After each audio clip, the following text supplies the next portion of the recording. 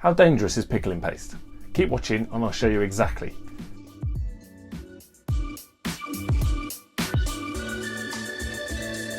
Pickling paste is a strong acid, historically used to clean stainless welds. The main ingredient is hydrofluoric acid, which if you've ever seen Breaking Bad, you'll know what that stuff does to you. It works by removing a layer of the base material, exposing the raw stainless steel, and therefore clearing away the oxide and discoloration.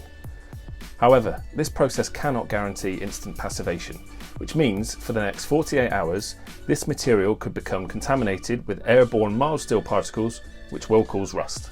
Electrochemical weld cleaning creates a chemical reaction on the surface without altering the structure or damaging the base material.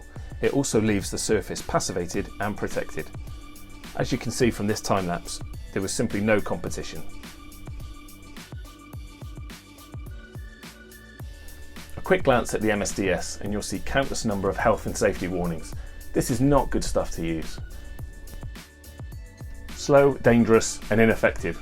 It's clear to see why more people are switching to electrochemical weld cleaning.